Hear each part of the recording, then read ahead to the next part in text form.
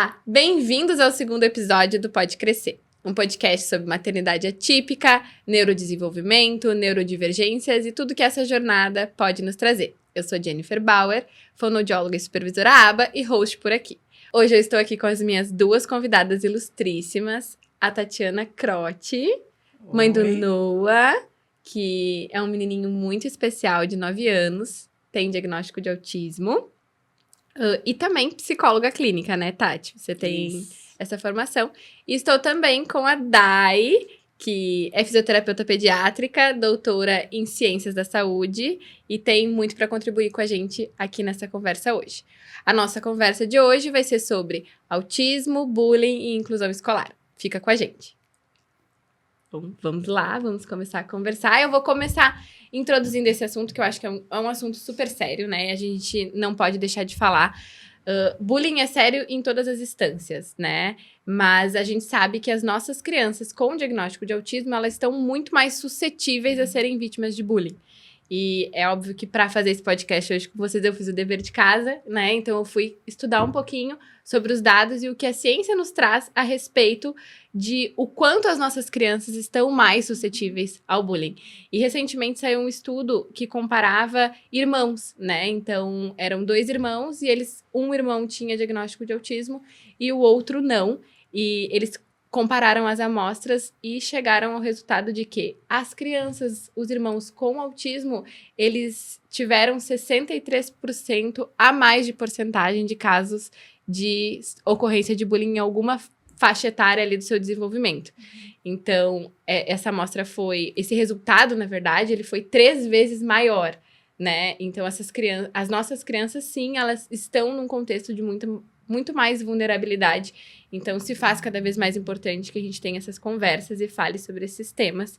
É um tema delicado, a gente tem que falar com muita responsabilidade, né? Principalmente porque a gente não quer expor as nossas crianças, mas, ao mesmo tempo, a gente precisa falar porque é um meio de conscientizar não só, né, as escolas, que também é um ponto que a gente vai abordar muito fortemente aqui hoje, mas também os outros pais e as famílias, porque faz parte de uma questão realmente de educação, né? A gente educar crianças que saibam conviver no mundo, que entendam das diferenças e que saibam conviver com o outro, né? Porque ninguém é igual.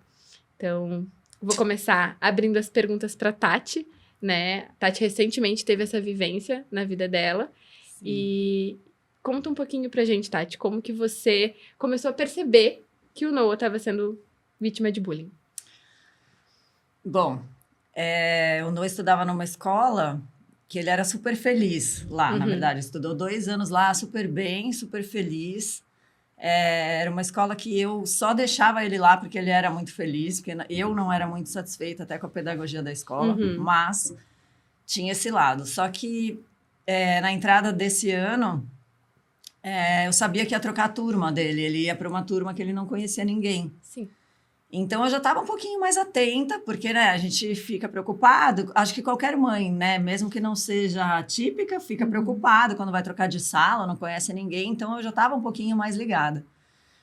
Mas ele começou a trazer umas falas para casa, assim, do nada, né?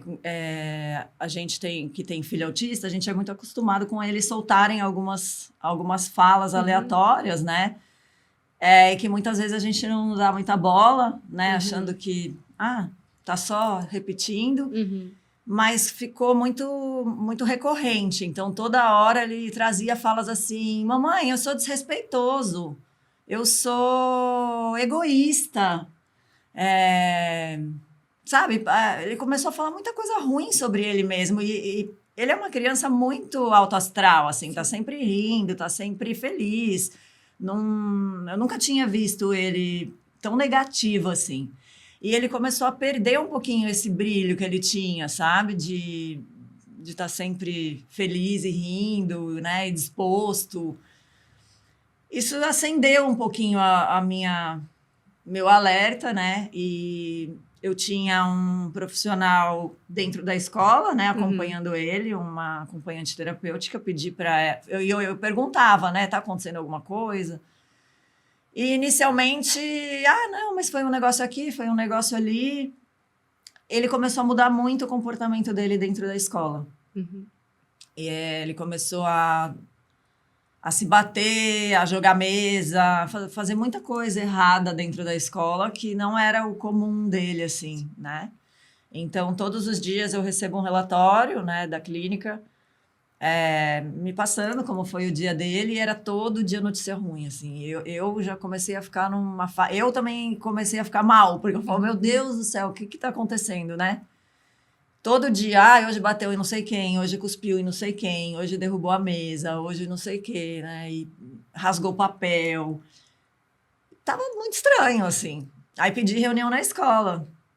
E aí fizemos uma reunião, aí trouxeram, né, que ele estava mesmo fazendo as coisas erradas com as crianças e que era muito difícil de manejar. E aí a gente ofereceu um treinamento, aí demos treinamento para a escola, fizemos um monte de recursos, né, visuais e rotina, a gente que prepara tudo. E aí que começa também, né, falar da inclusão, né? Agora a gente está falando do bullying, mas eu vou trazer um pouco da inclusão também.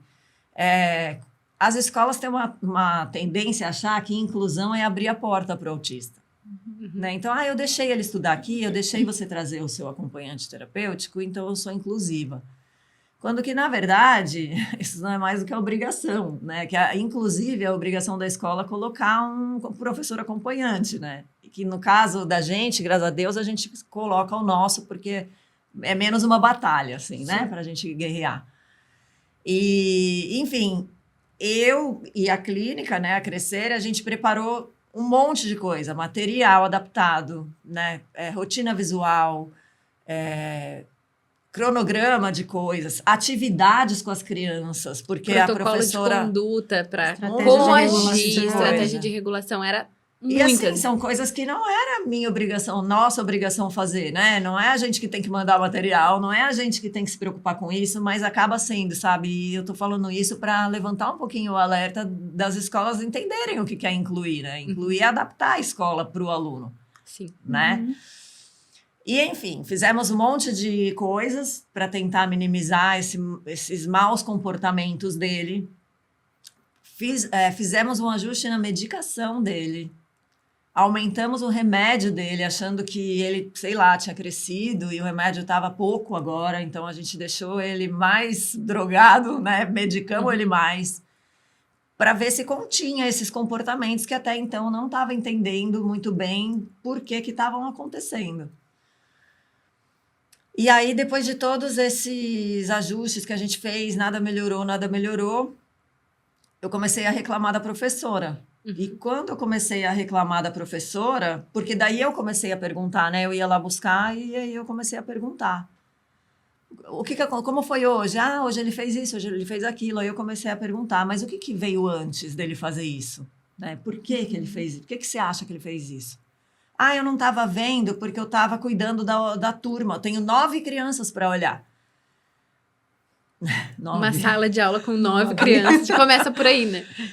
E eu não estava vendo, não vi o que foi que aconteceu antes. Então, começou a ter um monte de episódio assim, que ela não viu, ela não sabia.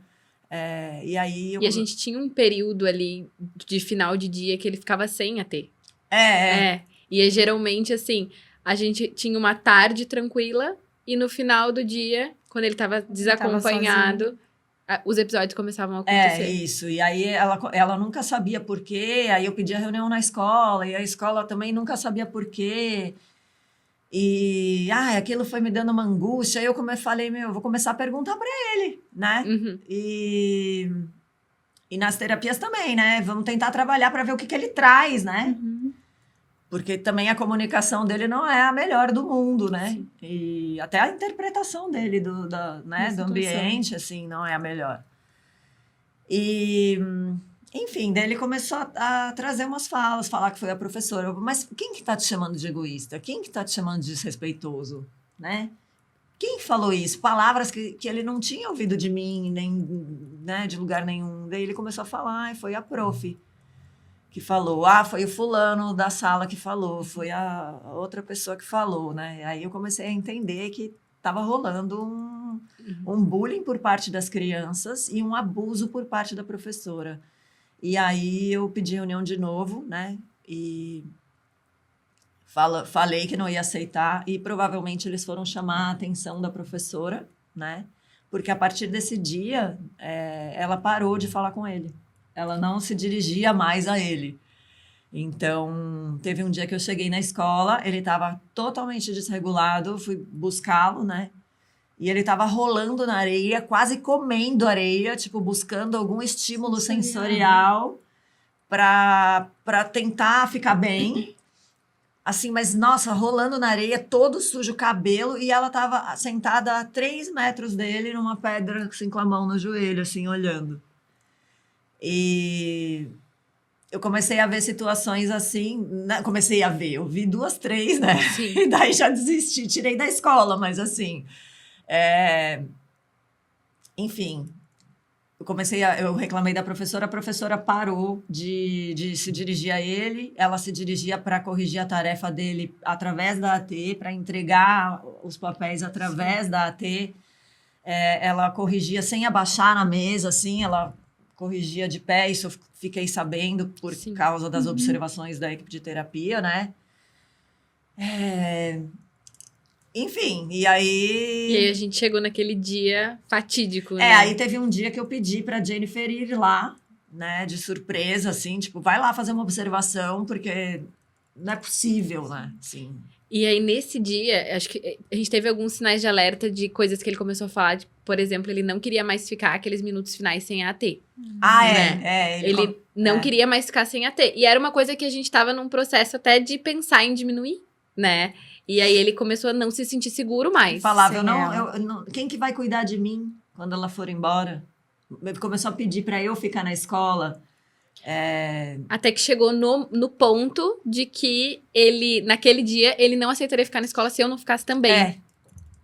E aí eu cheguei na escola e foi uma coisa assim, meio bem surpresa, né? Porque depois que você saiu, logo elas vieram conversar comigo. Ai, não tava marcado, enfim. E aí eu falei, não sei, deve ter dado uma confusão na agenda mas eu tô aqui, né? Não posso ficar. E elas, não, então pode, porque também fica uma coisa meio chata de você mandar o profissional embora. E eu tava ali pra acompanhar, né? Junto com a AT. E aí eu vi assim, pra mim foi de cortar o coração na hora. Eu falei pra Tati assim, minha vontade é de levar ele embora da escola junto comigo. Eu não levei porque eu preciso da tua autorização. Ela mandou isso pra mim. Mas, assim, a gente teve uma situação muito pontual. Foi bem na hora que a AT tava ao banheiro, tinha ido ao banheiro, e ele tava na educação física, e com a professora. E aí, eles separaram os grupos, e aí um coleguinha falou assim, mas bem baixinho, assim, isso, autista com autista. Porque dois autistas estavam de dupla. Era um circuito, ia mudar, né? Mas naquela hora ele virou e ele olhou pra mim com um olhar do tipo assim, você viu? Você tá vendo? Sabe? Ele não falou nada. Ele só olhou pra mim e aí eu olhei pra professora, a professora olhou pra mim também e eu fiquei assim, como assim ninguém vai falar nada? Ninguém vai corrigir, né? Daí eu já me levantei, fui até a professora e falei, você viu o que o colega falou? Ela, pois é, eu falei, acho que você tem que falar com o colega, porque eu sou uma profissional que não posso chegar a corrigir as outras crianças da sala, né? A vontade, às vezes, é de fazer, mas a gente não pode. Fui sinalizar para a professora, no final da aula, teve uma conversa, assim, né, tardiou o feedback, e o olhar dele para mim foi do tipo, assim, socorro. E aí, eu saí de lá, depois de um tempo, eu fiquei um grande período com ele, aí que a gente realmente constatou, né, um total despreparo ali da profissional, da professora, que não tava realmente mais conversando com ele, e era de partir o coração. Não, e xingando ele, né? Falando que ele era desrespeitoso, egoísta. Mal educado. Mal educado. Teve um dia que eu cheguei lá, ele tinha derrubado um copo de água. Ela falou, só estava esperando você chegar, a mamãe chegar para mostrar o que você fez aqui. Falei, mas o que ele fez? Ele derrubou de propósito essa água no chão. Agora eu vou lá buscar o pano para ele limpar. Aí eu falei assim, pode buscar o pano, mas ele não vai limpar, porque a gente está indo embora. Então, teve outras situações desse tipo, assim. Não que ele não pudesse secar algo que ele derramou, mas não dentro dessa assim, situação. Não desse jeito, né? Pra mim, ela era abusiva, né? Com ele. Ela chegou a falar pra mim, na frente dele, que aquela escola não era boa pra ele. Ela falou, eu acho, sendo bem sincera, mãezinha, eu acho que você precisava pensar na possibilidade de trocar ele de escola. que aqui não é uma boa escola para ele. E assim, enfim, fui ouvindo um monte de coisa desse tipo, até esse dia que a Jennifer chegou lá e viu a professora não se manifestar, né? E ela me falou, aí ela me falou isso, ela falou, Tati, eu quero levar ele embora daqui. Eu falei, pode deixar que eu tô indo aí pegar ele. Aí eu entrei que nem um furacão na escola, assim, entrei, eu olhei para ele e falei assim, no meio, e assim, ó, ele é rígido. Ele é rígido. Ele não quebra rotina. E era uma das coisas que a gente pensava na transição para ele, né? De mudar de escola. De mudar de escola, porque ele não ia entender. Sim. Se você perguntasse, ele não queria, porque ele não quer mudar, ele não quer mudanças nunca, né? E eu cheguei lá e falei, filho, olha só, pega lá suas coisas na sua sala que a gente tá indo embora. Ele fez assim, tá. Quando não ele faria precisa mais isso. explicação nenhuma. Ele falou, tá. Aí ele foi, começou a arrumar as coisas dele. Eu dei uma desabafada ali, né? De leve. Com as pessoas que estavam ali, os adultos. Fui lá na sala, ele já estava guardando tudo. E ele falou, por que a gente vai embora? Eu falei, porque a escola não tá legal, né, filho? A gente vai embora e não volta mais. Aí ele veio. E depois, a partir desse dia que a gente saiu da escola, ele começou a falar. A escola era chata, né, mãe? A professora era brava. Aí ele começou a falar que a professora era agressiva. O fulaninho era um chatonildo. Uhum. E começou a falar as coisas todas que ele não estava falando, porque ele estudava lá. Como que ele ia falar, né? E eu acho que ele se sentia mal de falar do outro. Às vezes ele não gosta de falar mal de ninguém, Eu acho que não gosta das coisas. Que não gosta das coisas, ele quer muito agradar, né? Então, ele tava num contexto... Quando a gente retirou ele desse contexto, e foi difícil porque depois disso a gente não achava escola. Porque daí tava no meio do caminho, né? Foi tava no meio do semestre, né? Foi no meio do primeiro semestre, assim, lá em junho, mais ou menos, que eu resolvi trocar, né? Uhum. E aí eu fui em algumas escolas, né? E aí é aquela saga de mãe atípica, né? Você entra na escola e inicialmente você não comenta sobre o diagnóstico, para perguntar se tem vaga. Uhum. Aí é tudo lindo, vamos visitar. Aqui está o nosso plano os nossos planos de horários, nossas aulas extracurriculares. Aí a gente faz todo o rolê, aí quando senta na mesa para assinar, fechar. Então, meu filho tem autismo, parece que a pessoa faz assim, ó. Ah, sim, entendi. Então, eu fiz isso, acho que em algumas. Sim. Eu fui em algumas e não consegui colocar ele em nenhuma. Nenhuma tinha vaga. Até que eu resolvi, então... Era uma escola que eu já queria colocar ele o ano que vem, né? Sim. Já estava me ensaiando, mas eles não tinham vaga mesmo no período da tarde, que é quando ele estudava. Mas aí falei, bom, então vai mudar de período, vamos trocar tudo. Aí troquei toda a agenda dele e botei ele na escola de manhã. E pra ele, que mudança de rotina era uma coisa difícil. Tranquilamente. Uma mudança enorme. Assim, foi da água pro vinho, né? Outra criança, gente. O salto que ele deu de desenvolvimento, feliz, vai pra escola, sabe? Ele fala, ai, Eba, hoje tem escola. Vai animadão, assim, e a escola que ele tá agora muito mais, tem muito mais conteúdo, tem lição de casa, na outra não tinha. Uhum. Né? As aulas são mais Sim. longas, e ele tá super bem, assim, e mudei Entrosado tudo, terapia à com o grupo. tarde, escola de manhã, acordando mais cedo, diminuiu o remédio de volta, né? Não precisou mais da dosagem do remédio aumentada, nunca mais teve nenhuma fala negativa sobre si mesmo, pelo contrário, ele tem falado muitas coisas boas sobre si mesmo. Eu vejo os relatos da escola, eu falo, nossa, ufa, menos um problema, né? É a mesma criança, é a mesma equipe. É a mesma criança, a gente a mesma equipe, tudo igual. mudou o ambiente dele. Mudou o ambiente, mudou toda a história.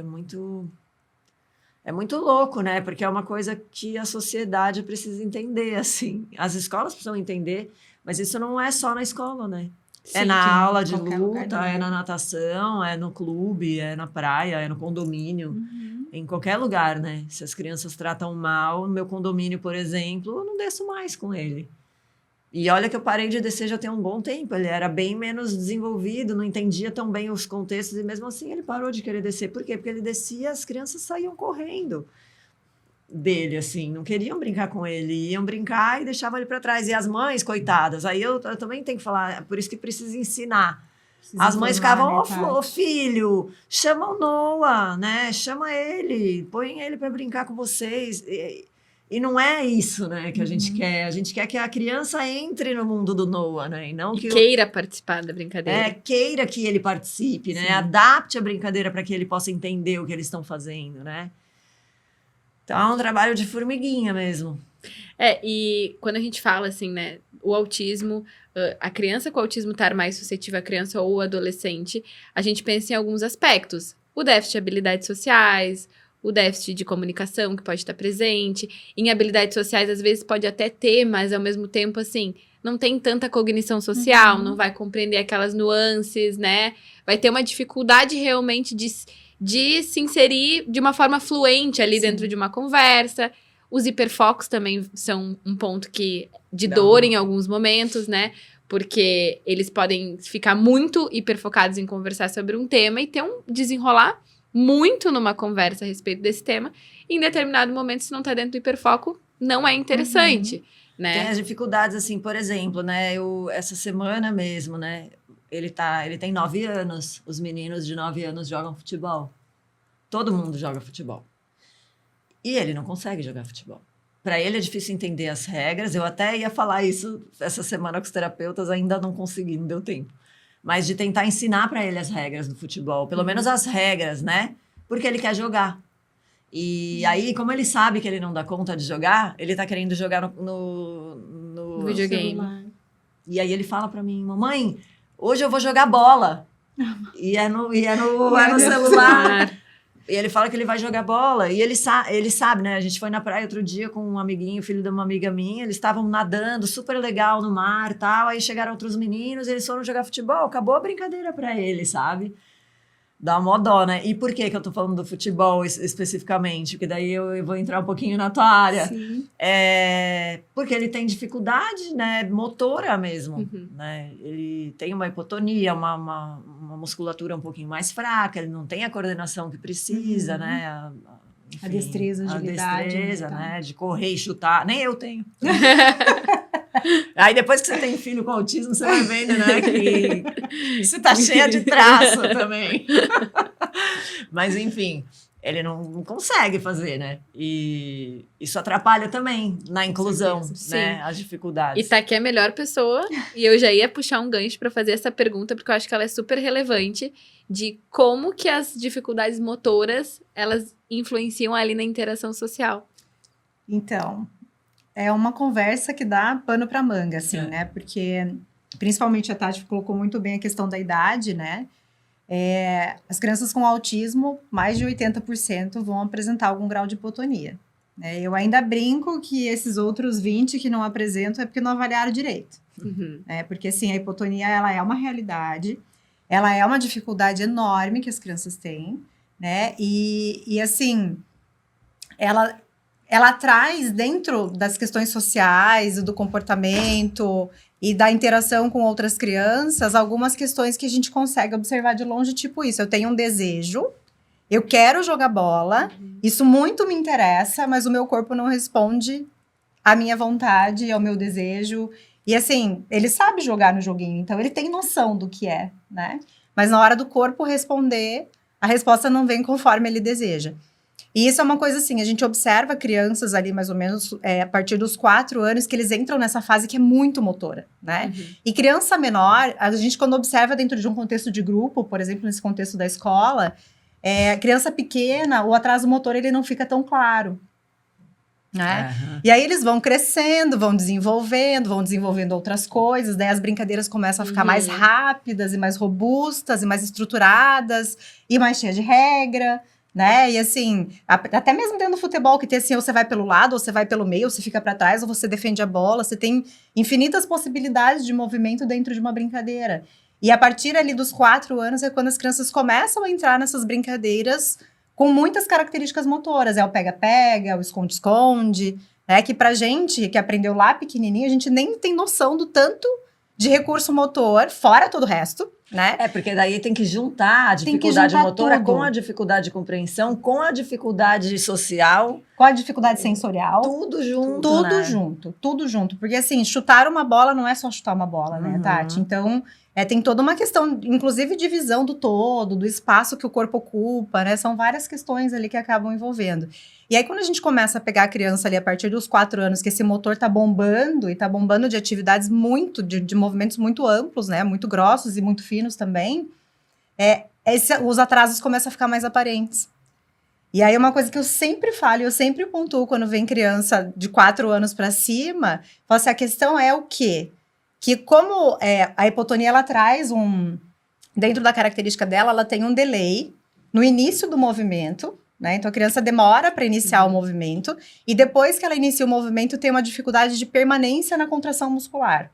Então, essa questão é o que faz com que eles sejam mais descoordenados, que os movimentos sejam um pouco mais lentos, que a elaboração do movimento fica mais complexa, né? O planejamento fica difícil, o rastreio do ambiente para entender o que meu corpo é capaz de fazer dentro daquele espaço também fica mais difícil. E aí, o que acontece? As crianças que não têm atrasos motores, elas simplesmente olham o ambiente, rastreio, papam, resolveu, foi ali, chutou a bola, correu, enquanto a criança com autismo está ali elaborando tudo isso antes de iniciar. E aí, a questão das crianças, elas não esperam, né, na brincadeira. E claro, né, gente, não é culpa da criança típica, claro não é que não. isso, mas é o contexto da brincadeira. E aí, entra essas questões que a Jennifer bem colocou, que assim, torna a criança mais suscetível, né? Porque ela não vai ser a criança escolhida por primeiro no time, Sim. né? Ela talvez não seja escolhida para ser o parzinho na hora de uma atividade impar, ou dentro de um grupo, dentro de um contexto, porque existe a dificuldade e existe a questão do apontar. Nem todo mundo tem muitas habilidades, né? Eu até hoje estava conversando com as meninas lá na clínica, porque eu comentei, né, que eu tenho 2 filhos, os 2 são típicos, mas assim, né, filhos de fisioterapeuta, demoraram um tanto para andar. De 2 fisioterapeutas, meu marido também é físio. Então, assim, os 2 demoraram para andar. E aí eu até brinquei com ela, falei assim, olha, meus filhos não são, assim, né, quando eles eram menorzinhos, eles não eram um espetáculo no motor, porque tem criança que parece que nasce sabendo se movimentar, né? Mas em compensação, eles sempre falaram muito bem, as habilidades, tipo, intelectuais, cognitivas deles sempre foram super acentuadas. E eles começaram, por exemplo, o meu mais velho, começou a se interessar mais por futebol depois dos 7, que foi quando ele começou a brincar mais e ganhar mais habilidade. Mas no começo ele também não era criança que era escolhida para o time em primeiro, né? E a gente sabe o que isso causa na vida de uma criança, né? E aí, quando ela tem essa dificuldade de se movimentar, de acompanhar as outras crianças, isso acaba ficando cada vez mais evidente e ela vai ser a criança que vai ser deixada de lado. E aí eu acho que entra a inclusão, que a gente quer que a sociedade entenda, a gente não quer que eles mudem o jogo inteiro pro autista entrar. Mas deixa ele correr ali junto, fazer um golzinho, sabe? Comemora com ele. Passa a bola para ele. Exatamente. Né? Ajuda, vai, dá uma paradinha, segura um pouquinho o ritmo para ele lá, dá um chutinho no gol, comemora com ele. Acabou, capaz que depois do gol ele até saia do jogo, porque ele vai estar difícil para ele. Talvez ele queira até ser o juiz depois. Então assim, eu acho que e não é muita coisa, né? Só que para a criança típica entender de fazer isso, tem que vir de cima. Tem que vir e não é assim, né, Tati, sentar e ficar com a criança explicando o que ela tem que fazer. Não, é uma coisa que tem que estar dentro. Exemplo. Tem que estar dentro das pessoas. Por isso que é um trabalho de formiga, né? Eu falo até porque eu, antes de ter um filho autista, eu também não sabia nada, né? Sim. Eu também não sabia como me comportar. Hoje eu vejo, né? Porque perguntar, mas o que eu devo fazer? Cara, você não deve fazer nada. Você deve simplesmente entender que as pessoas são diferentes. Exatamente. Todas as pessoas são diferentes. Não é o meu que é diferente. Exatamente. Não é o meu que é diferente. Ninguém é igual a ninguém, né? E aí, quando a gente fica falando para todos somos iguais, todos somos iguais. Aí tem um que é um pouquinho mais diferente, ele é o único diferente. E eu entendi isso depois de ter o Noah. Hoje em dia eu saio com ele. Hoje mesmo a gente foi almoçar fora e tinha um rapaz, um adolescente autista de fone. E ele estava almoçando, mas quando ele acabou de almoçar, ele já não queria mais ficar sentado. E ele começou a andar pelo restaurante, o menino. E é um homem, né? Já era um cara, um rapaz grande. Com fone e com bastante estereotipia. E ele começou a bater palmas e fazer uns barulhos e tal. E aí o Noah me perguntou, por que ele tá fazendo isso, mãe? Eu falei, ué, porque ele gosta. Ele gosta de fazer isso. Ah, mas por que ele tá rindo? Porque ele deve estar escutando alguma coisa no fone que tá engraçada. Naturalmente, ele parou de olhar e tá tudo certo. Se eu não soubesse como incluir, ele ia me perguntar, mamãe, por que ele tá lá? Não fala, filho. Não comenta. Sabe? Exatamente. Não fala nada, deixa ele lá. É como se pegasse e jogasse pra debaixo do tapete, né? Então e eu acho aquilo que ali é isso que a gente precisa, que as pessoas entendam. A gente foi criado assim, né? Não olhar. Tá vindo alguém com cadeira de rodas. Não olha. E essas pessoas não são olhadas, né? Elas estão ali, elas estão passando, você pode sorrir. E assim... Você sabe que você falou de como é que trata, né? Eu sempre falo assim, é uma criança de 9 anos, né? Como é que a gente trata? Como uma criança de 9 anos. Normal, Você trata, né? A tua filha tem 3, você trata como uma criança de 3. Exato. E a gente já passou várias situações com outras pessoas com deficiência, porque a gente frequenta lugares com pessoas com deficiência, e ele me pergunta, né? Porque eu não sei o tanto ainda que ele entende a deficiência dele, né? Então, quando tem um pouquinho mais mais evidente do que ele me pergunta, né? E aí eu sempre trato dessa forma. Então ele já me falou, mãe, ele não tem perna, fez dodó. E eu falei, não sei como é que ele foi, que ele perdeu a perna. Talvez ele tenha nascido assim. Você quer ir lá, pergunta pra ele. Porque é o que a criança, né? Vai lá e pergunta. O cara não vai achar ruim que um menino de 8, 9 anos vai chegar e falar o que aconteceu com a sua perna. Ele não vai achar ruim. Ele vai achar melhor do que o menino não olhar pra ele. Exatamente. Ignorar a existência dele. É verdade, é exatamente isso. Então, eu acho que isso precisa ficar sendo falado para as pessoas também entenderem como ensinar os seus filhos. Porque eu fico com um pouco de pena também, que os pais não sabem o que falar, né? Eu não sabia. Na verdade, a gente tem uma série de coisas a desconstruir, né? Uma série de coisas, assim, que do jeito que a gente aprendeu. Quando eu era criança, eu lembro que a gente nem via pessoas com deficiência na rua. Pessoas de cadeira de rodas, de muleta. Porque não tinha acesso. Não tinha acesso. As pessoas não tinham funcionalidade, tanto que hoje, assim... Tudo que a gente elabora dentro de um tratamento, a primeira coisa que a gente pensa é que a gente precisa que a pessoa seja funcional, né? Que ela possa viver a vida dela, mesmo com as dificuldades que ela tem. A gente fala muito essa questão da hipotonia, porque a hipotonia ela não tem cura, né? Ela não vai embora. Ela vai acompanhar ele a vida dele inteira. A diferença é que ele pode aprender a lidar com ela de uma forma funcional, né? Que ele possa ter um corpo funcional dentro da dificuldade que ele tem, né? Então, essas são coisas que a gente precisa falar, as pessoas precisam saber. Né? Então, tudo bem a criança perguntar. Né? Inclusive sobre o colega, sobre ele mesmo, né? Perguntar. Não, e eu penso assim, né? Quando ele faz alguma coisa estranha e as crianças fazem assim, né? Eu lembro antes, quando ele estava numa turminha que era super legal com ele, eles falavam, por que ele faz isso? Perguntavam pro acompanhante, por que ele faz isso? E aí o acompanhante explicava. E tá tudo certo. E eles entendiam, tanto que até hoje ele tem esses amiguinhos dos primeiros anos escolares, no aniversário dele, o que o Noah tá gostando agora? Pra gente dar, sabe? Legal. Porque eles cresceram juntos. Que se preocupa em entender os interesses do Noah no momento pra agradar ele. Então, mas eu acho que aí essas crianças tiveram sorte. E aí eu digo que conviver com uma criança atípica também é uma bênção, assim, é um presente, porque você vai aprender a ser mais aberto com as pessoas, né? Essas crianças estudaram com ele na escola infantil, quando as dificuldades ainda não eram tão evidentes. Então, eles brincavam juntos, né? Ele não falava bem, mas tá tudo certo, porque né? ninguém falava muito mesmo. E ele começou a ganhar habilidades, então eles começaram a celebrar com ele. E aí eles cresceram juntos, né? Eles cresceram juntos. Então, é a forma com que foi mostrado para todo mundo, né? E para eles cresceu natural. Natural. A minha filha, essa semana, ela tem um coleguinha autista na turma. E ela, essa semana, falou assim pra mim, ai, mamãe, hoje ele precisou colocar o abafador, porque tava muito barulho na cozinha.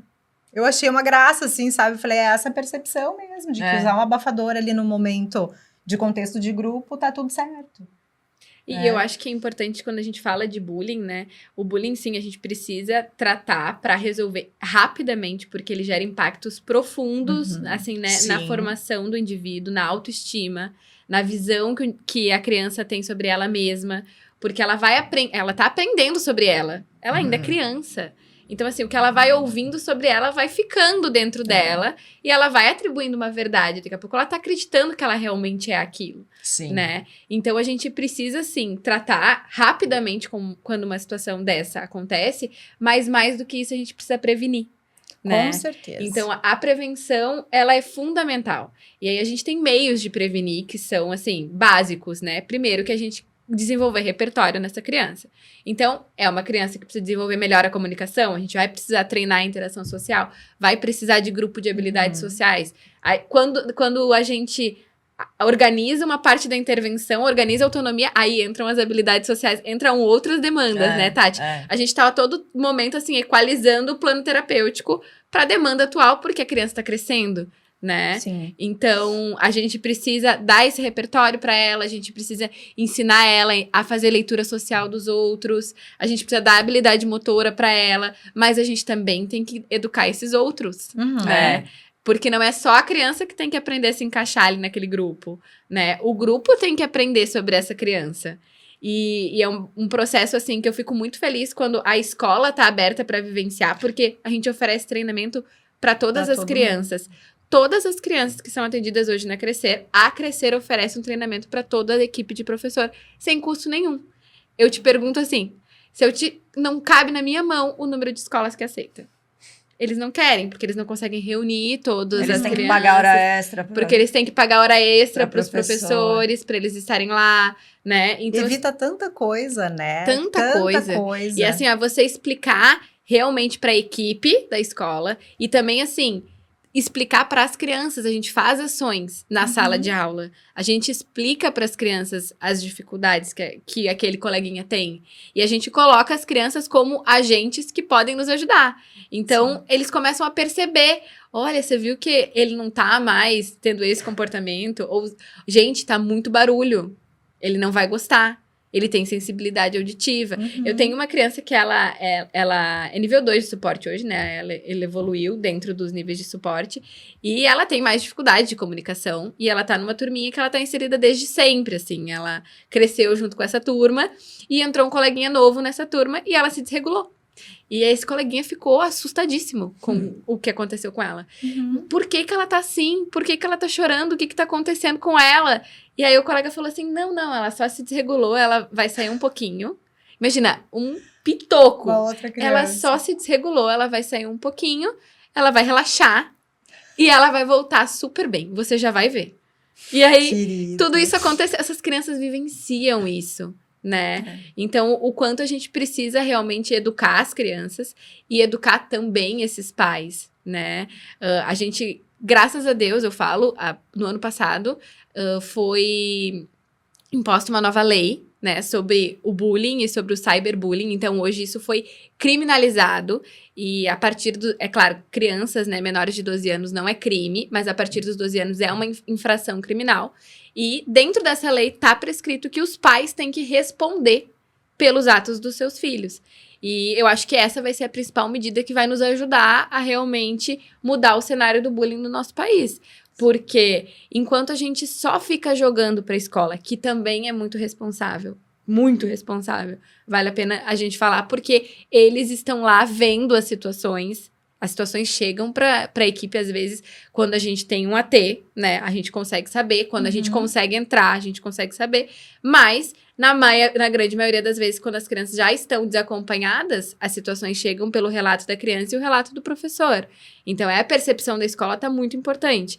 Mas é responsabilidade daquela família educar o filho, mostrar sobre as diferenças. Se você não sabe, tudo bem, se informa. Tá na hora de você se informar.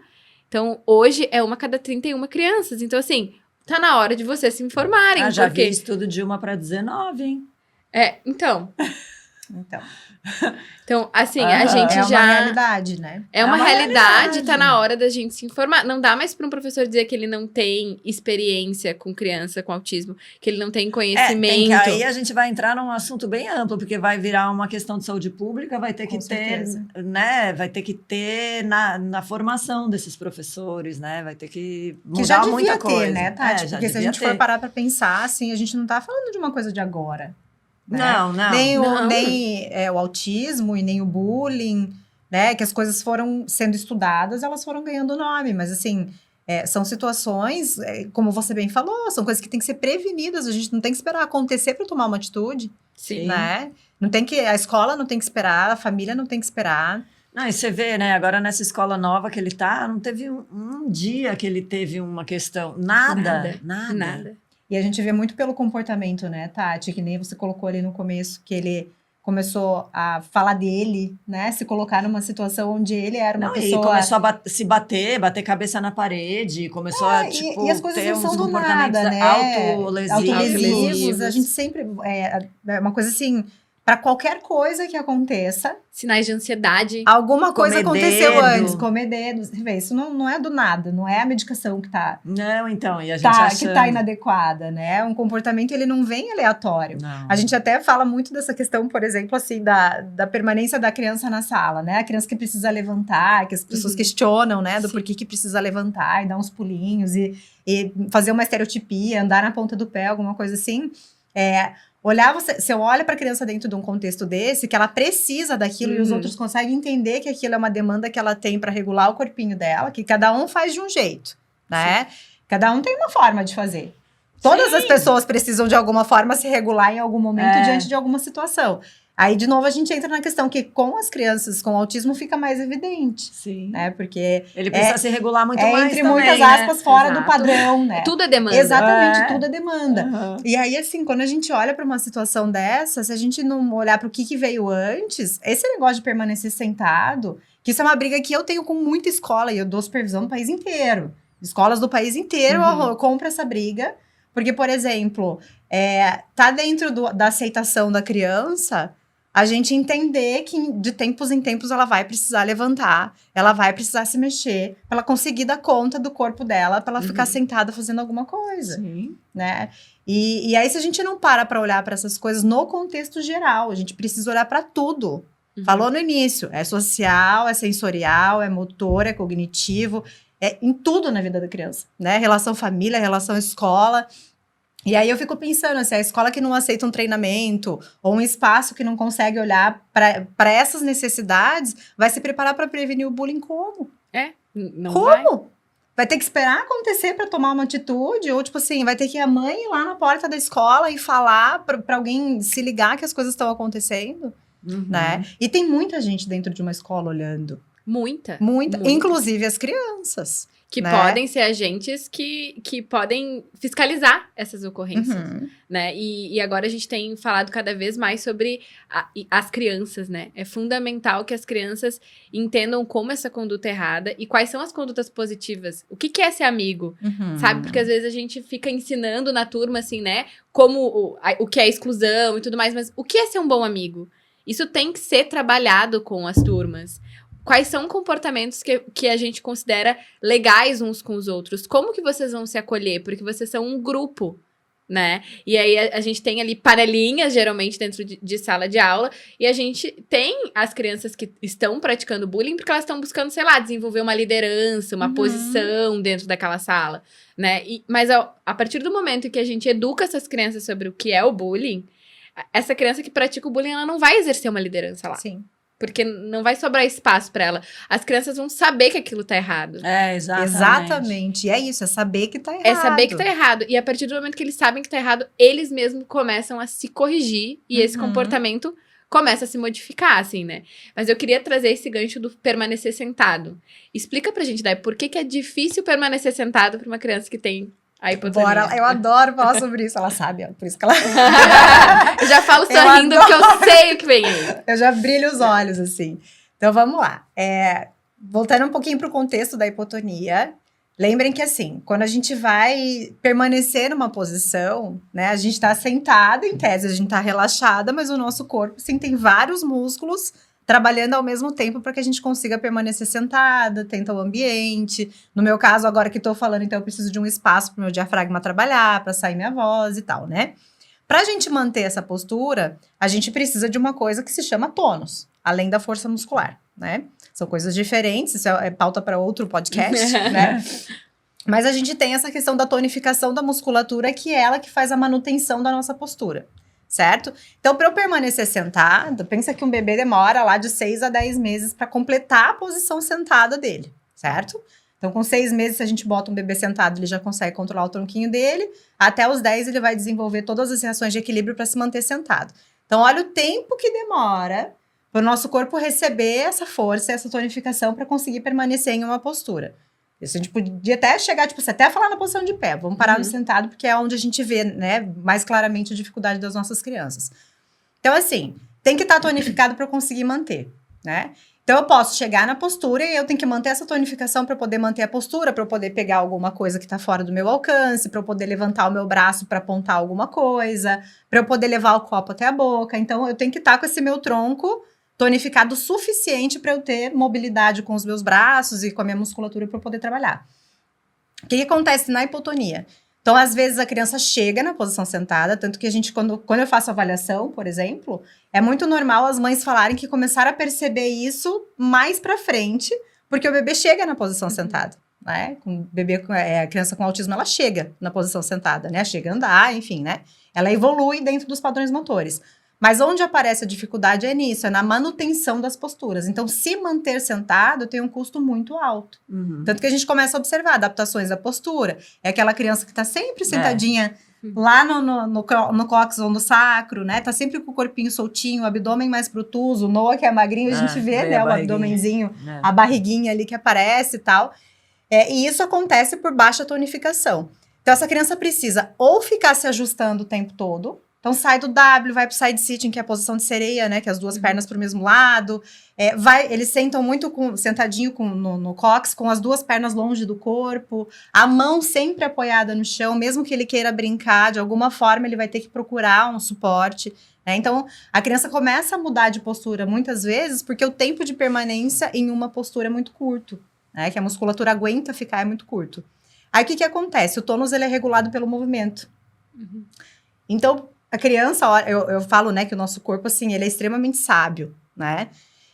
Ele percebe que, assim, se eu me movimento, eu consigo ficar um pouquinho mais sentado. Então, eu fico sentado um pouquinho, o custo de resposta fica muito alto, então eu levanto e saio pulando, escalo alguma coisa, começo a correr, faço um flapping, ando um pouquinho na ponta do pé. Se alguém me convida para sentar de volta, para voltar para atividade, eu consigo sentar mais um pouquinho. Daqui a pouco, tô fazendo atividade, começa a gastar minha energia, eu preciso fazer, né, cumprir as demandas ali, sei lá, uma demanda de motricidade fina.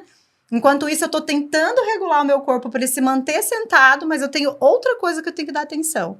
Aí eu perco a atenção no corpo, aí eu volto pra posição de perder a tonificação. Aí o que eu preciso fazer? Levantar, pular, escalar, correr, flap em ponta de pé, qualquer recurso que a criança tenha entendido que o corpo dela tonifica, né? Então, assim, a questão do tempo de permanência sentado, ele está correlacionado com o quanto a criança consegue manter de tonificação. Você falou em algum momento que isso não muda, vai continuar a A vida hipotonia inteira. Fica, né? A gente não... Mas ele consegue ganhar força muscular. Mas ele consegue ganhar tonificação. Tá. Força e tônus, assim, eles são coisas diferentes. Um precisa do outro, tá? Mas, assim, antes da força muscular, porque eles têm força. Pode pedir para ele fazer várias coisas assim que exija força, eles têm força. A diferença é que para eu manter a musculatura contraída não basta só a força. Entendo. Entende? Tá. Então é a combinação das duas coisas que faz com que algo aconteça. Então assim, eu preciso de força no abdômen para me manter sentado, mas só a força sozinha não me mantém sentado. Eu preciso de tonificação também. Ativa. Tem que estar ativo, é isso. Tem que estar tonificado. E o tônus, ele é exatamente isso. Ele a definição bonita dele é o estado de semicontração do músculo em repouso. Então, mesmo quando eu estou em repouso, eu tenho musculatura... Agora, a gente tá com a Se você pegar... Exato. Porque você está sentada. Sim. Entende? Por mais que a gente tenha um encosto, nós estamos em posição sentada. Você pega um bebê recém-nascido e botar ele aqui, ele vai... Porque ele não tem ainda. Né? Então, ele vai escorregar na cadeira e não vai ficar. Porque ele ainda não tem essa tonificação. Então, o que acontece? O tônus, a hipotonia, ela não vai embora, né? A diferença é que, quando a gente maneja, então, se uma criança que faz atividade física, atividades de movimento, não só aquelas que ela busca para se regular, mas atividades da fisioterapia, a fisioterapia aquática, a ecoterapia, o jiu-jitsu, qualquer coisa, musculação. Eu tenho criança mais velha que faz musculação, né? Se você acha uma atividade que você gosta, que você se identifica, porque tem isso também, né? A atividade, ela tem essa questão do eu preciso gostar daquilo, né? O músculo vai ganhando tonificação, embora ele seja um músculo hipotônico. Então, a criança consegue se regular por meio do movimento, mas um movimento funcional. Entendi. Sabe? Então, por exemplo, assim, a gente vê muitas crianças, hoje a gente fala muito, né, em estereotipia. Hoje, a discussão da estereotipia fala assim, a gente tira a estereotipia. Tem várias pessoas que discutem isso hoje, né? Tem que deixar. A estereotipia ela é uma necessidade da criança. E pode ser uma necessidade de ajuste tônico. Então, assim, se ela tá estereotipando porque ela precisa ajustar a postura dela para se manter sentada na escola, a gente precisa dar outro recurso para ela não precisar levantar e ficar fazendo estereotipia, né? E se, por exemplo, eu comprei um negócio, eu nem mandei, não sei se tem utilidade. É tipo um elástico que você prende na cadeira para colocar o pé e ficar... Maravilhoso. Então isso regula o sensorial, regula o tônus. Porque o que acontece? Você oferece para ele um outro caminho, nesse caso que a gente está falando aqui, de tonificação da musculatura. Então, eu dou uma outra possibilidade. Ele vai estar se mexendo e aí o abdômen vai estar... Sim, experimenta você, bota no pé de uma mesa e fica ali. Você vê se você não vai ficar o tempo todo. O pé o tempo inteiro. Exatamente. Porque a hora que você coloca ali a instabilidade no pé ou debaixo do bumbum, por exemplo, a gente usa espuma na cadeira também. Ele já usou uma almofada. Você coloca, você põe o pé da criança lá no chão, coloca uma almofadinha instável. A gente não tem como sentar numa bola, num ambiente instável e ficar assim. Sim. Não fica, né? Então, automaticamente, a gente traz a tonificação. E aí, às vezes, acontece assim... Nossa, engraçado, parece que diminuiu tanto a estereotipia. Aí você vai se ligar. Se ele estava usando a estereotipia para regular o tônus, e agora ele se movimenta de forma mais funcional, ele não precisa mais de estereotipia. E por que as crianças com hipotonia são confundidas com crianças hiperativas? Porque ela busca o movimento para se regular. Então, é isso que eu ia falar. Ficar balançando o pé, talvez não seja hiperatividade, seja hipotonia, no meu caso, por exemplo. Seja o tônus. Porque eu tenho muitas questões motoras hoje, eu vejo. Eu marcar uma avaliação. Mas é real, isso é uma realidade. Deixa pra lá. Isso é uma realidade, mas assim, o que acontece? Eu gosto muito de dar esse exemplo, porque é um exemplo que todo mundo se identifica. Digamos assim, nós estamos aqui, vamos supor que isso fosse uma aula, tá? Nós estamos tendo uma aula e tipo assim, a gente trabalhou o dia inteiro, a gente tem filho, nossa rotina, nós estamos super cansados assistindo a aula, né? Daqui a pouco, o que começa a acontecer? A gente começa a escorregar. Você não viu que eu já coloquei a mão aqui, ó? Isso aqui é uma bênção na vida. Apoio, né? Apoio. Então, tipo assim, começa a escorregar e tal. Daqui a pouco, a hora que você vai ver que você tá sentada assim, então você já tá olhando a planta, os livros que tem ali, vocês estão conversando e eu tô em outra órbita, né? Aí, o que a gente faz quando a gente quer voltar a atenção? A gente se ajeita, estica o corpo, toma um gole d'água, dá uma espreguiçada. Sim. Opa, centrei de volta. Entende? Então, assim, olha o tanto que a tonificação está correlacionada com grau de atenção, com a própria socialização. Porque, por exemplo, assim, se a gente trabalha a criança dentro da fisioterapia e você me traz assim, Dai, o Noah agora quer jogar futebol. Beleza, então bora trabalhar para ele jogar futebol. Eu não vou pegar o Noah na sessão e ficar botando a bola na frente de um gol para ele chutar. Aliás, isso é o que eu menos vou fazer. Isso vai ser a consequência do trabalho que é feito antes, porque eu dou o pré-requisito, que é uma musculatura tonificada. Para ele poder exercer a habilidade. Então, tipo assim, a criança que tem dificuldade de correr, de permanecer sentado, o que eu tenho que dar é o recurso que ficou lá atrás faltando para que ela consiga exercer uma tarefa. Então, ó, falei para vocês que sentar, o bebê leva entre 6 e 10 meses para completar a posição sentada, com todas as proteções que ele tem, frente, lado e trás, né? É um período longo. Aí, o que acontece?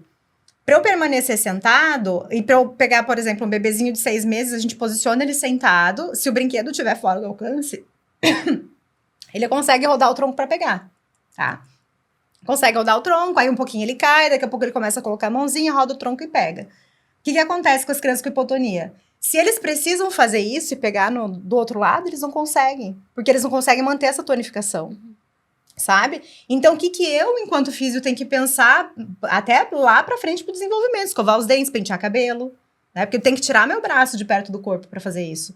Mas pra eu tirar meu braço de perto do corpo, eu tenho que estar bem equilibrado, bem tonificado, Cabeça e tronco bem ativado, para eu conseguir fazer uma habilidade, manter o meu braço aqui para escovar meus dentes, pentear meu cabelo, fazer um alcance de um objeto do lado que não é o lado que eu, né, é o lado contralateral. Então, eu tenho que ter essa estabilidade. E aí, o que a gente vê? A criança senta em W, porque no W ela não cai para lado nenhum se ela quiser alcançar um brinquedo que tá para lá. Entende? Dá uma base maior. Dá uma base maior. Ou ela vai largar o brinquedo lá, vai desistir, vai levantar, vai sair pulando, correndo. Aí entra a parte que atrapalha Aí todo a mundo convivência. acha que a criança é TDAH. Porque ela tá se movimentando demais, mas na verdade o que ela tá tentando é se regular. Aí a gente, dentro do tratamento da fisioterapia, por exemplo, a gente oferece o que ficou de buraco no desenvolvimento motor. Então, se o buraco é o controle do tronco, ele quer jogar bola, ele quer, sei lá, montar uma pecinha de Lego com as duas mãos, né? Porque a criança, se ela tem que apoiar o corpo dela, como é que ela vai montar o Lego? Eu tenho uma mão de função, uma mão de suporte. A mão de suporte não é para suportar meu corpo, é para suportar o brinquedo, né? Então, essas coisas, assim, aí às vezes a criança sai da brincadeira, digamos que tá brincando com alguma outra criança, né? Tá brincadeira ali de par. Se ela não tem as duas mãos para poder fazer a brincadeira com a outra criança, ou ela deita, ou ela sai e corre, ou ela fica muito brava. E aí já custa muito pra ela o motor. Já custa muito pra ela a comunicação. Já é difícil fazer a leitura social. Às vezes é uma questão até de flexibilidade cognitiva. Exatamente. No sentido assim, eu tava preparado pra você me responder de uma outra forma. Eu te fiz uma Ai, pergunta também. e eu queria outra É muito resposta. complexo, E agora É eu muito preciso complexo. recalcular a rota pra eu poder continuar essa interação, mas o meu corpo tá cansado. Mas eu tô muito preocupada em me manter sentada, você entendeu? Então, tipo assim, a minha atenção está sequestrada no meu corpo.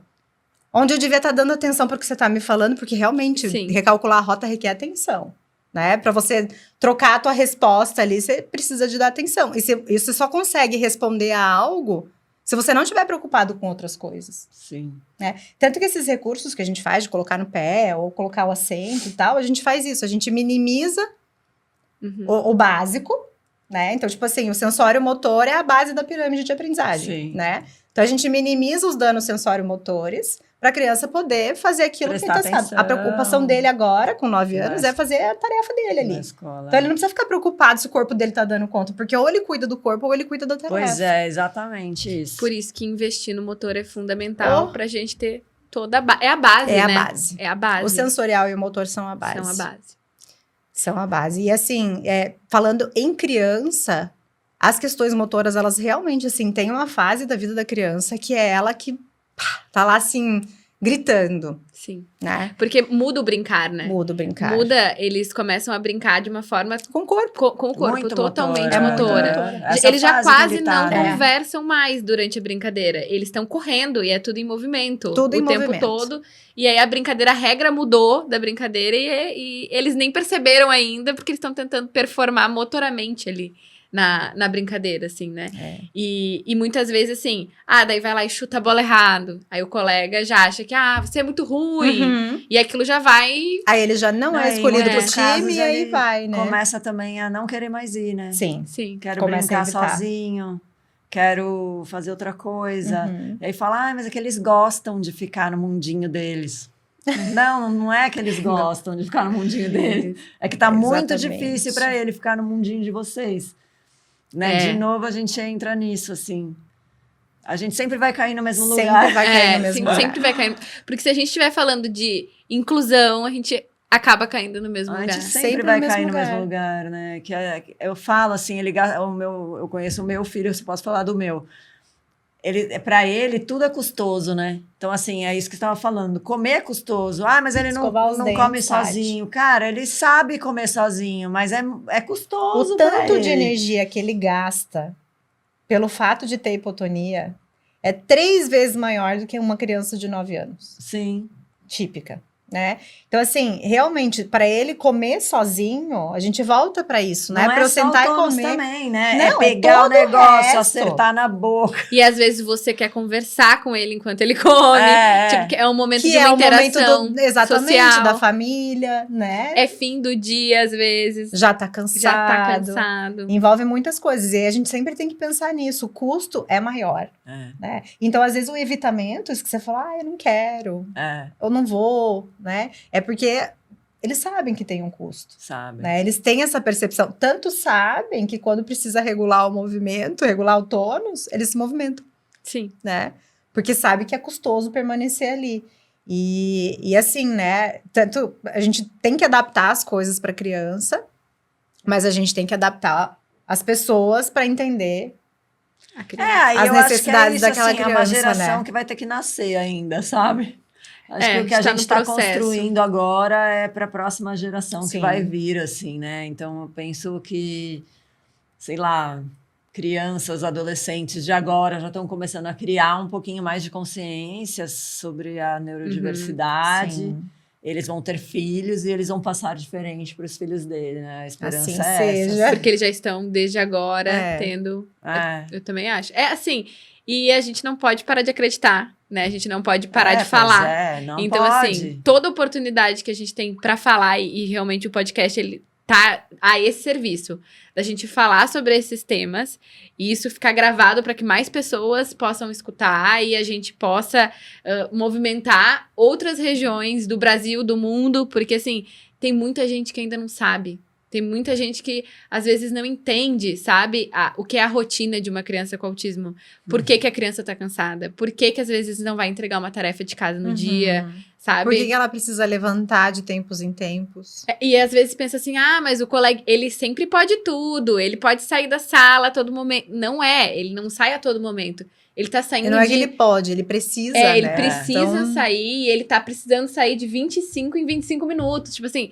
existe todo um planejamento pra gente tornar aquilo possível e pra tornar aquele momento da aula proveitoso pra ele também, né? E a gente trabalhar pra que as crianças entendam isso, entendam o quanto pequenos momentos são grandes conquistas. É uma Sim. coisa que, sempre que possível, eu falo pros ATs, assim, né? A gente mostrar o quanto a nossa criança é incrível e ela tá conseguindo fazer uma coisa incrível. Tipo, olha ali como ele tá escalando igual, sabe? Olha como ele tá conseguindo fazer isso rápido. Ele treina muito pra isso. Às vezes eles não sabem a rotina do colega. Né? Porque eles estão acostumados assim, às vezes quando é de tarde, acorda de manhã, vê desenho, ou fica brincando em casa. Assim, o típico, né? O típico. E vai pra escola. Ele tá zerado, pronto pra tudo no dia. A nossa criança já fez 3 horas de terapia. Já nadou aquela altura da manhã, sabe? Então, assim, quando a gente fala, você... Aquela criança já tomou banho, já comeu. Básico, né? Ela já teve que focar para comer, para tomar banho, para ir no banheiro, né? Ela teve que se trocar. Então, tipo, tudo, né? Não é só 3 horas de terapia, é tudo que a criança atípica faz. Demanda uma energia, né? A Então, mais. Assim, a mais. Extra. Então, assim, quando ele acorda e aí eu obrigo ele a se trocar sozinho, ele comer sozinho, ele escovar o dente sozinho, ele já sai cansado. E aí ele vai pra terapia, vai fazer 3 horas de terapia. E é um custo real, né, Tati? Pô, eu sei. É um custo real. É. Eu escuto tanto em avaliação motora. Ai, porque fulano é preguiçoso. Me sobe um arrepio na espinha, eu sei assim, que é ó. custoso. E assim, Porque as pessoas acham que é preguiça, E aí né? entra também a mãe atípica, né? Às vezes eu corto o caminho para ele, porque eu sei que senão ele não vai render na escola, por exemplo. Sim. Ele precisa chegar descansado na escola. Ai, mas você dá o café da manhã dele na boca? Cara, eu dou, porque eu quero que ele chegue zerado na escola. Se ele tiver que comer sozinho, se trocar sozinho, escovar o dente sozinho, arrumar a mochila daí sozinho, enfrentar uma para manhã depois ir pra inteira, ele né? vai chegar na escola já desregulado. Então, assim, eu corto alguns caminhos para ele, sabe? E isso é adaptação. Porque, então, assim, tem dia que ele come sozinho, mas eu troco a roupa. Tem outro dia que eles trocam e eu dou a comida. Sim. Até porque ele consegue fazer as coisas, né? A gente conquistou autonomia. Sim, ele consegue fazer tudo. Ele consegue fazer tudo. Ele consegue fazer tudo, mas tem algumas coisas que eu corto. Às vezes a gente tem pouco tempo para fazer as coisas também, porque o dia é cheio. Então eu corto. E aí entra um outro podcast para falar das mães. Anota os temas. Vamos anotar. A falar das mães, porque aí entra as críticas, né? Ai, mas você mima demais, você faz tudo do jeito que ele quer. Não, cara, não é que eu faço tudo do jeito que ele quer. Né? Eu ajudo ele muitas vezes porque eu sei que ele precisa. Porque eu entendo que custa para ele, né? Sim. E é óbvio que você não queria precisar ajudar. Não, né? claro que não. Você tá sensível a perceber, porque assim, a gente conhece nossos filhos, né? É. A gente olha, já sabe assim, isso vai ser difícil, ou esse é um obstáculo. A gente vê as contingências, eu brinco assim, né? A gente já sabe exatamente como vai ser. É um feeling de mãe mesmo, né? Que a gente tem. E a gente tem que dar os suportes que eles precisam. Eles contam com a gente para isso. Contam com os pais para isso, de modo geral, né? E enquanto profissional, né? A gente tá aqui enquanto profissionais para te trazer.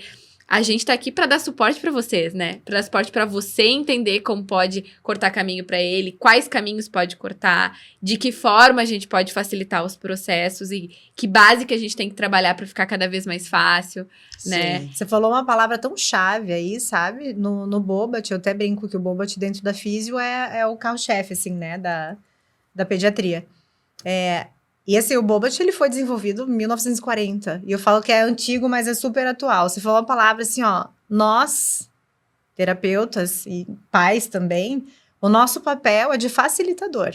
Uhum. E quando a gente fala em facilitação, a gente não tá falando em fazer por nesse sentido, tipo, eu tô fazendo porque, né, deixa eu fazer. Não, porque a gente tá tentando achar uma forma de deixar o mais adequado possível para que a criança possa ser criança, possa conseguir fazer as coisas que ele quer fazer, as coisas que ele precisa fazer, porque a escola é uma demanda necessária. Né? Tipo, o aniversário dele. Meu, aniversário dele, ele não faz nada até a hora da festa, porque senão ele não vai aproveitar. Exatamente. E é assim que é. E a Jennifer falou, a gente conhece as necessidades, as demandas dos nossos filhos, o dia né? da festa dele, não faz nada. Comidinha na boca, eu troco a roupa. Justíssimo. Deixa ele pronto. Deixa ele zerado, com a energia full, porque senão... Pra ele conseguir curtir pra ele conseguir o aproveitar. negócio dele, né? Mas com certeza. E é isso, a gente tem que... O nosso papel é esse. Nós somos facilitadores, né? E isso é muito bonito, assim, porque eu gosto muito desse termo, sabe? Porque... A gente não precisa, por exemplo, pegar na mão da criança e fazer tudo para ela o tempo todo, mas traçar caminhos dentro desse caminho, andando de mão dada, é muito mais eficiente do que a gente ficar, né? Eu falo só, os meus são típicos, mas tem um monte de coisa que eu faço, né? Uhum. De manhã cedo, minha filha, não, vamos trocar, a gente tem pressa, tem horário, tem não sei o quê, tem que sair. Aí vai deixar tem uma vida toda acontecendo. Não vai render na escola, aí a gente se estressa também, porque, né, somos humanas e, né, a gente também se estressa. Né, pra saber até onde vai, até ser sensível à necessidade da criança e a gente se tornar realmente facilitador. Mas eu acho que mantendo aqui dentro do tema, eu trouxe essas dificuldades do cotidiano, né? Que dentro daqui da gente tem até um nome, né? Que são as AVDs, né? Uhum. Para a sociedade que está assistindo aí entender, né? O quanto que é difícil, sabe? Tentar entrar um pouquinho na nossa realidade, para a gente plantar essa sementinha aí, né? De tentar entender essa criança, sabe? A nossa, né? A minha, no caso. E sentir o momento, se colocar no lugar, sabe? Que eu acho que é um dos pontos principais, a gente desenvolver a empatia das outras crianças. É fundamental, né? Eles entenderem um pouco mais. A gente agora aqui vai falar primordialmente sobre autismo, né? Mas se a gente fosse pro campo das neurodivergências, assim, eles entenderem o que é difícil. Essa turma de sala de aula entender o que é difícil pro Noah. Afinal, eles podem facilitar. Eles podem fazer as coisas que são difíceis, né? E no sentido de... Eles podem não gritar tanto na sala de aula. E eles podem, de repente...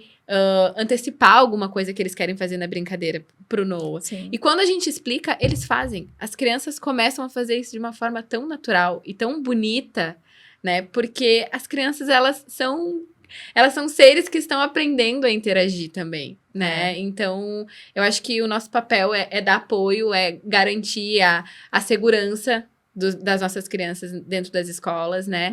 Então, eu sempre me coloco num papel que eu falo sempre em todo lugar que eu vou e falo em várias reuniões. Eu não estou aqui da parte de ninguém. Eu sou advogada da minha criança. Exatamente. Então, se eu chegar nessa sala de aula, eu tô olhando eu tô defendendo os interesses do Noah.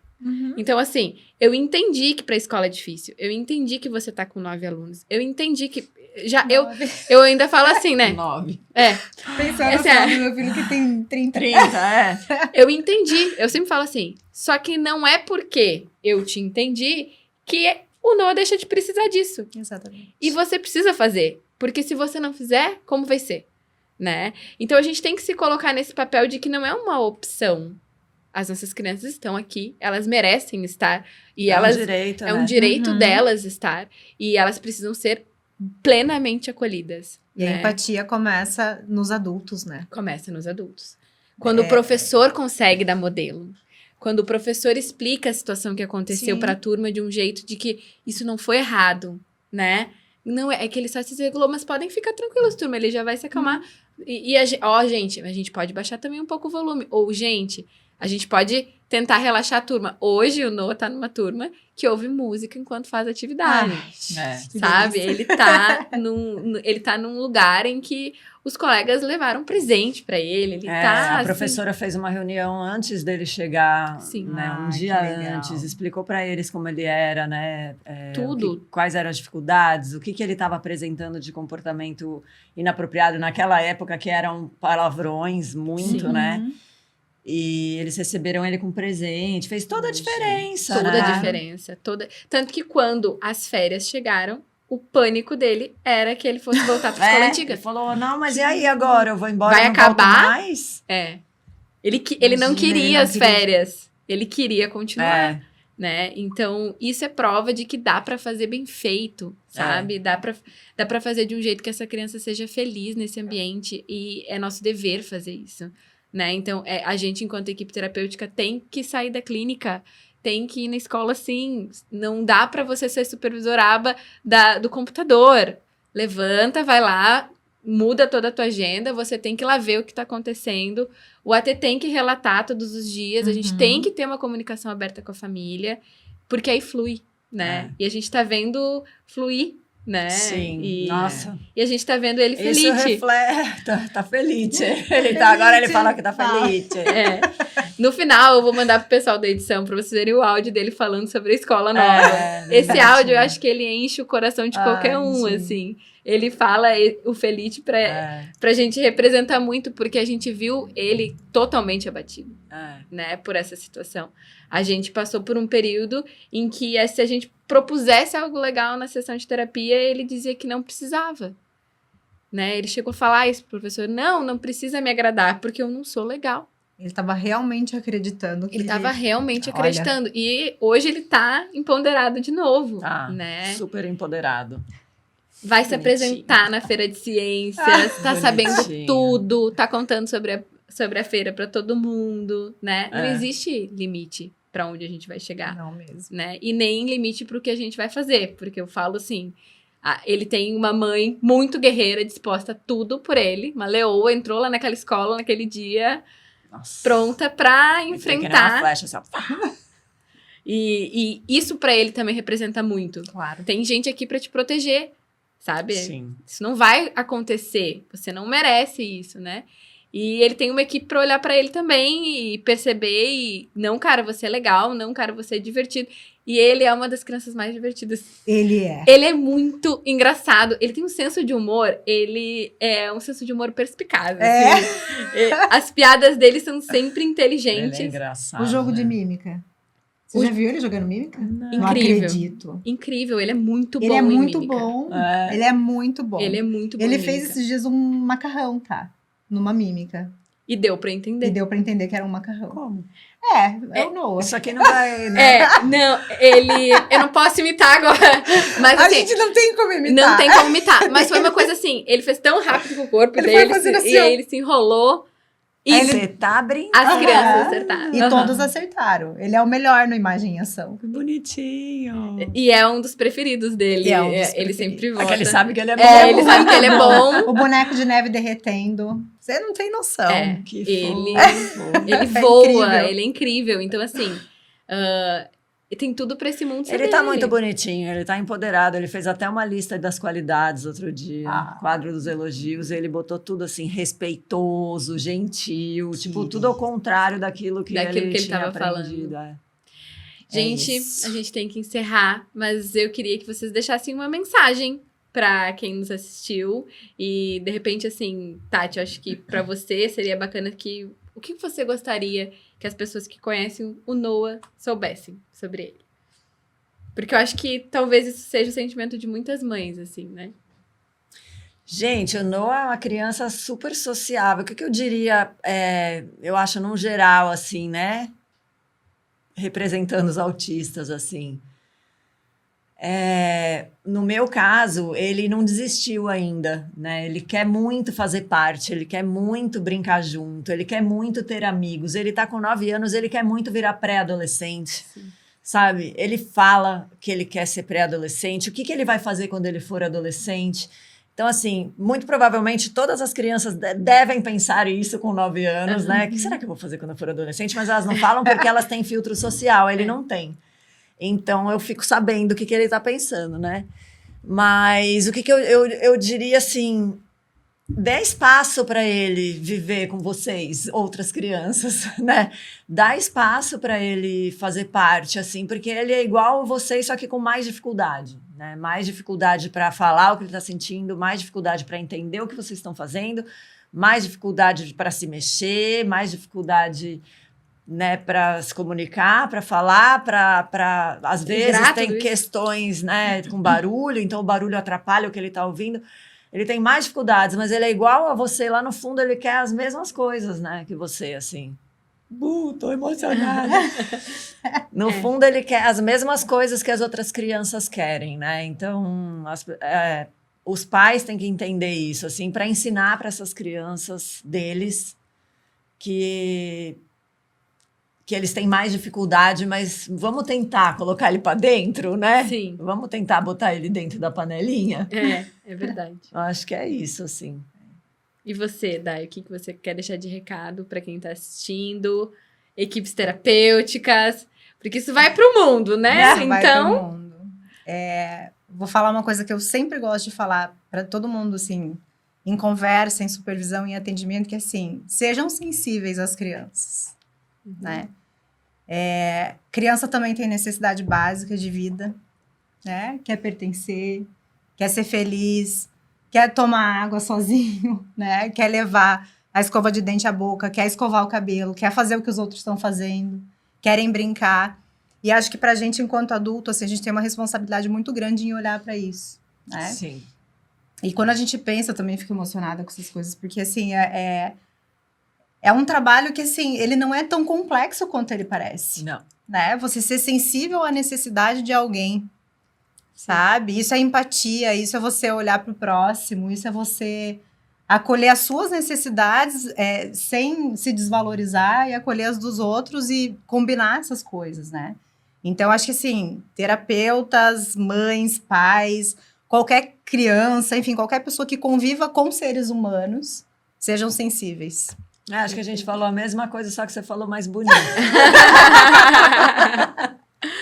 Gente, muito obrigada por nos acompanharem até aqui. Compartilhem esse episódio com mais mães, com professores, com quem você achar que seja importante, porque a nossa ideia é levar essa mensagem adiante, mais longe. Obrigada a vocês. Obrigada a você. Por estarem aqui hoje comigo. É uma honra, né? Eu sempre falo, todo mundo que vier aqui vai ser sempre muito especial. A gente estava sentada conversando, né, Tati? Faz tantos anos que eu cuido do Noah e do desenvolvimento do Noah. Sim. Eu sei que confiança é essa. Pode ter certeza que eu sei o que você deposita em mim, aquela preciosidade. E assim, é aquilo.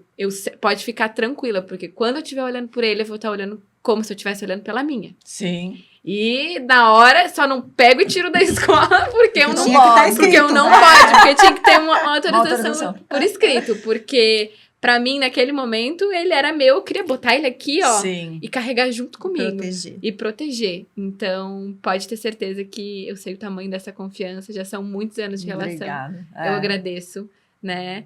E Dai, não tem nem o que falar, eu sou completamente admiradora, apaixonada do trabalho da Dai, né? Então, assim, é uma profissional que tá com a gente e eu amo o trabalho. As minhas crianças, eu encaminho tudo pra físio. Eu nunca fiz tanto encaminhamento pra físio quanto agora. Porque, realmente, assim, foi uma fisioterapeuta que sentou comigo e me explicou a base, né? Me explicou por quê. E eu comecei a encaminhar as crianças e perceber assim, nossa, agora a gente tava faltando aquela pecinha que realmente, assim, tava atrapalhando o processo. Então, assim, obrigada pelo teu trabalho, por todas as considerações e por tudo que você tem feito pelas crianças, porque é lindo de ver. Né? Nosso É trabalho isso, é muito gente. especial, né? a gente vai encerrar com o áudio do Noah. Ah, Vai ser lindo. fofo. Tchau, tchau, gente. Eu gosto da escola Loha. Que mais que você achou legal lá? 1000 coisas. E a prof? Também. E os colegas? Também. Muito legal. E o ambiente? Também. É? E a pista de skate? Sim. Mais? Também é legal. Tudo lá é legal. Que bom. Felice. Tá feliz? Tô. Que bom.